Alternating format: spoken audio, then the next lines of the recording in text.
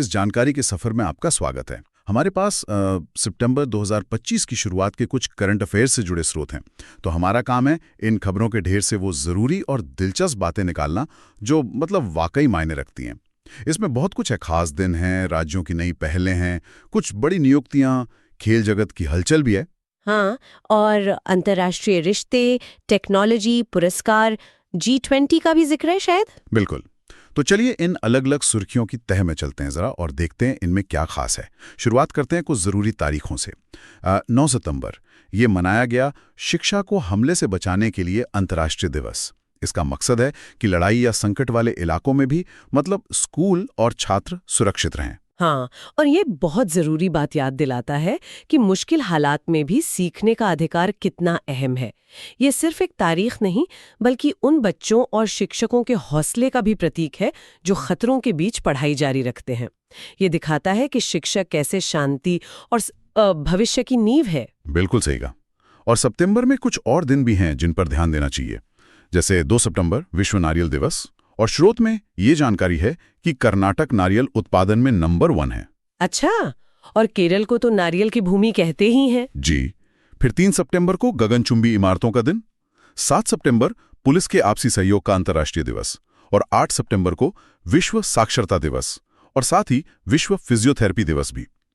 स्रोत में कुछ ऐसे दिनों का भी जिक्र है जो प्रतियोगी परीक्षाओं में पूछे गए हैं, जैसे विश्व उपभोक्ता अधिकार दिवस, वो 15 मार्च को होता है, और अंतर्राष्ट्रीय बाघ दिवस 29 जुलाई। हाँ, ये तारीखें मतलब बार बार सामने आने से याद रह जाती हैं, और परीक्षाओं के लिए तो ये छोटी छोटी बातें भी काम की हो सकती हैं। बिल्कुल। एक दिलचस्प बात ये भी है, जैसा आपने कहा, राष्ट्रीय बालिका दिवस 24 जनवरी और अंतर्राष्ट्रीय बालिका दिवस 11 अक्टूबर। ये अलग अलग है, इसमें कई बार लोग कंफ्यूज हो जाते हैं। सही बात है। अच्छा, अब जरा राजनीति के गलियारों में झांकते हैं, देश और विदेश दोनों में। भारत में सीपी राधाकृष्णन जी 15वें उपराष्ट्रपति चुने गए हैं।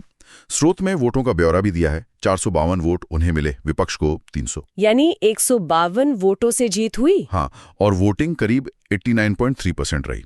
दिलचस्प ये है कि चुनाव से ठीक पहले वो महाराष्ट्र के राज्यपाल थे। उपराष्ट्रपति का पद देखिए देश के संवैधानिक ढांचे में काफी अहमियत रखता है। राष्ट्रपति के बाद दूसरे नंबर पर उनका चुनाव, जैसा स्रोत में बताया गया है, हमारी लोकतांत्रिक प्रक्रिया का एक हिस्सा है।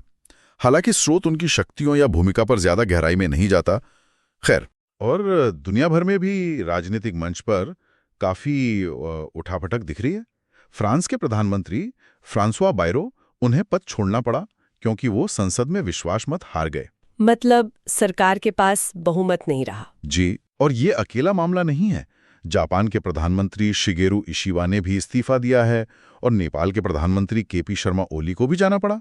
नेपाल वाले मामले में जेन-ज़ी यानी युवा पीढ़ी, स्रोत के मुताबिक 18 से 28 साल के लोग, उनके विरोध प्रदर्शनों का भी जिक्र है। देखिए, जब फ्रांस, जापान जैसे बड़े देशों में या फिर पड़ोसी नेपाल में नेतृत्व बदलता है, तो इसका असर सिर्फ वहीं तक सीमित नहीं रहता। वैश्विक अर्थव्यवस्था पर, कूटनीतिक समीकरणों पर भी इसका प्रभाव पड़ सकता है। और ये जेन-ज़ी का जिक्र ये इशारा करता है कि कैसे युवा पीढ़ी की आवाज और उनकी चिंताएं अब राजनीति को सीधे तौर पर प्रभावित कर रही हैं। हाँ, चाहे वो सोशल मीडिया हो या सड़क पर उतरना। बिल्कुल, ये एक बड़ा बदलाव है जो देखने को मिल रहा है। चलिए अब भारत के राज्यों की ओर रुख करते हैं। छत्तीसगढ़ से एक अनोखी खबर है। वहां सभी जिला जेलों में कैदियों के मानसिक और शारीरिक स्वास्थ्य के लिए योग और सुदर्शन क्रिया शुरू की गई है। राजधानी रायपुर है, नया रायपुर अब अटल नगर। मुख्यमंत्री विष्णुदेव साय और राज्यपाल स्रोत के मुताबिक रमन डेका हैं। ये कैदियों के सुधार और कल्याण की दिशा में तो एक सकारात्मक कदम है ही, लेकिन छत्तीसगढ़ से 2 और बड़ी पहले ध्यान खींचती हैं, जिनका जिक्र जरूरी है। एक, ये देश का पहला राज्य बन गया है जो अपनी आर्थिक प्रगति यानी जीडीपी को मापते समय पर्यावरण पर पड़ने वाले असर को भी गिनेगा, जिसे ग्रीन जीडीपी कह रहे हैं। अरे वाह! हाँ, ये विकास को देखने का एक बहुत ही टिकाऊ नजरिया है। और दूसरा, नवा रायपुर में देश का पहला एआई आधारित वेस्ट डेटा सेंटर पार्क बन रहा है। ये दिखाता है कि राज्य कैसे टेक्नोलॉजी और पर्यावरण दोनों पर एक साथ फोकस कर रहा है। बहुत खूब। अब चलते हैं आंध्र प्रदेश। वहां तिरुपति में एक महत्वाकांक्षी स्पेस सिटी और रक्षा केंद्र बनाने की योजना है। राजधानी अमरावती, मुख्यमंत्री एन चंद्रबाबू नायडू और एडीआर यानी एसोसिएशन फॉर डेमोक्रेटिक रिफॉर्म्स की रिपोर्ट के अनुसार सबसे अमीर मुख्यमंत्री भी हैं ये। अच्छा। जी हाँ, और राज्यपाल जस्टिस अब्दुल नजीर हैं। आंध्र प्रदेश फलों, खासकर केले के उत्पादन में देश में टॉप पर है, ये भी जानकारी है। ये स्पेस सिटी का विचार काफी बड़ा लगता है। ये सिर्फ इसरो के लिए ही बल्कि शायद निजी कंपनियों को भी अंतरिक्ष क्षेत्र में लाने का एक बड़ा कदम हो सकता है। और हाँ, एक तरफ ये हाईटेक योजना, दूसरी तरफ कृषि में टॉप पर होना, ये दिखाता है कि राज्य की अर्थव्यवस्था के दो मजबूत स्तंभ हैं।